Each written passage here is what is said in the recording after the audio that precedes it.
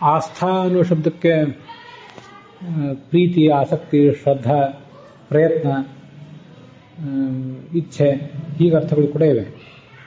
ಆದ್ದರಿಂದ ಮಾವಃ ಪದವ್ಯ ಇತರ ಅಸ್ಮದಾಸ್ಥಿತಾ ಅಂತ ಭಾಗವತದ ಒಂದು ಶ್ಲೋಕ ಏನಿದೆ, ಅಲ್ಲಿ ಅಸ್ಮದಾಸ್ಥಿತಾ ಅನ್ನೋ ಶಬ್ದಕ್ಕೆ ನಮ್ಮಿಂದ ಅಪೇಕ್ಷಿಸಲ್ಪಟ್ಟ ಅಂತ ಹೀಗೆ ಅರ್ಥ ಆಗ್ಬೋದು.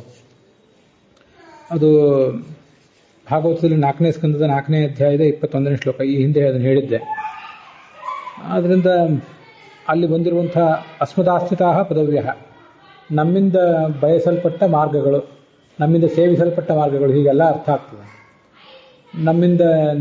ನಮ್ಮಿಂದ ಪರಿಗಣಿಸಲ್ಪಟ್ಟ, ಆಶ್ರಯಿಸಲ್ಪಟ್ಟ ಮಾರ್ಗಗಳು ಹೀಗೆಲ್ಲ ಅದಕ್ಕೆ ಅರ್ಥ ಆಗ್ತದೆ. ಅದಕ್ಕಾಗಿ ಆಸ್ಥಾ ಅಂತಲೂ ಶಬ್ದವನ್ನು ಪ್ರತ್ಯೇಕವಾಗಿ ಬಳಕೆಯಲ್ಲಿದೆ. ಶ್ರದ್ಧಾ, ಆಸಕ್ತಿ, ಪ್ರಯತ್ನ ಈ ಅರ್ಥದಲ್ಲಿ. ಆ ಸ್ಥಿತ ಅನ್ನುವ ಶಬ್ದನೂ ಕೂಡ ಬಳಕೆಯಲ್ಲಿದೆ. ಅದನ್ನು ಗಮನಿಸಬೇಕು ನಾವು.